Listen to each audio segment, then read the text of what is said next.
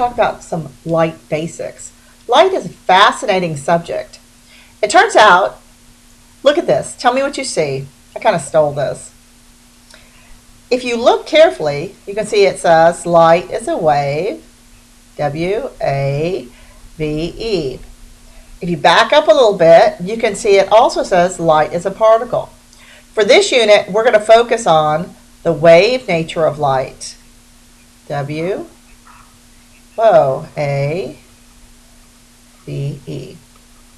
So we're going to focus on the wave nature of light. Now, light is an electromagnetic wave. This just means that there are oscillating electric and magnetic fields that are perpendicular to each other. Now look at this. This is a transverse or longitudinal wave.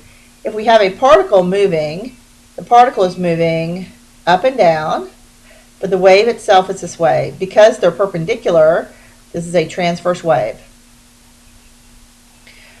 Now, I want you to memorize the electromagnetic spectrum. All right? It starts with radio waves. Radio waves have very long wavelengths, very low frequency, and they're very low energy.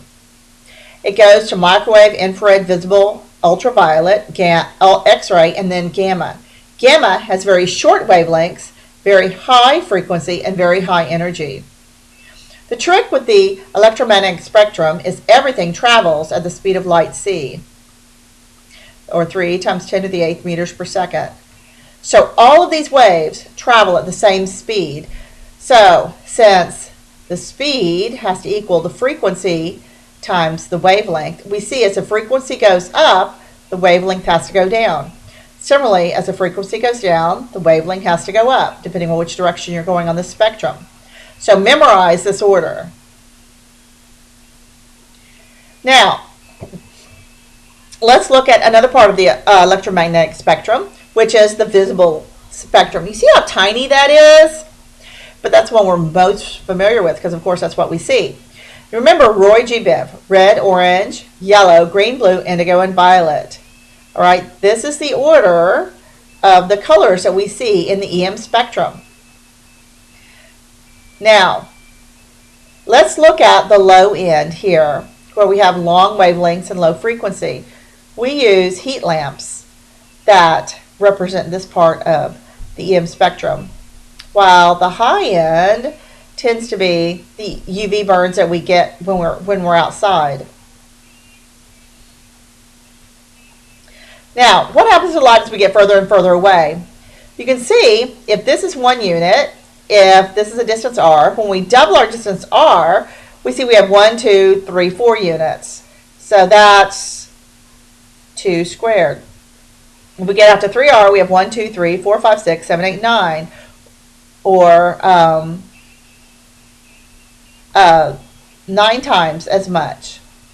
So it turns out that as we move twice as far away, the brightness is going to decrease because do you see how much how fewer light rays can go through each little section? So it's actually a 1 over r squared relationship. Now, suppose you want to calculate how far away the sun is. One way you could do this is to determine how long it takes for light to reach the Earth. Now, the average distance from the Earth to the Sun is 150,000,000,000 meters. If the speed of light is 3 times 10 to the 8th meters per second, it turns out that takes about 500 seconds because c is f lambda. So, or this is the distance divided by the time. So the time is going to be the distance divided by c. If you plug in the distance and the speed is 3 times 10 to the 8th meters per second, you get 500 seconds, or about 8.3 minutes. So when you feel the sun on your face, the sun gave out that radiation about 8 minutes before. Now, what happens when light traveling through a medium hits a boundary? Light always travels in a straight line, remember that. This is one of the wave natures of light. When it hits a different medium, we're going to call that a boundary. The path is going to change somehow. It can do one of two things. It can reflect, And reflect means just bounce off. All right? Reflect means bounce. Or it can refract, and refract means bend.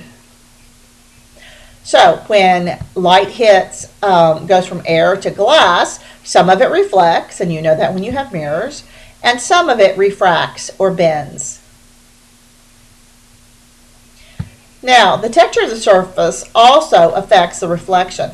If it's rough, then as the light comes in nice and even, it's going to bounce off in all these really kind of crazy directions. This is called diffuse reflection. Most materials are diffuse. Your shirt is probably diffuse. The table, the book, all of those are diffuse.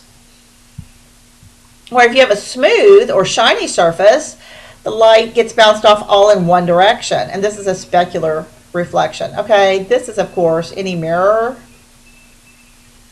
that you have in your house. Now, the law of reflection is very simple.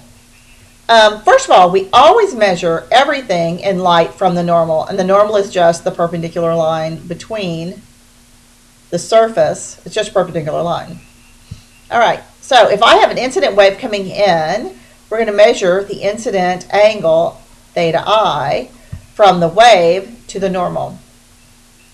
And we're going to measure the reflected ray, theta R, from the normal to the reflected ray. It turns out the law of reflection says those two are the same.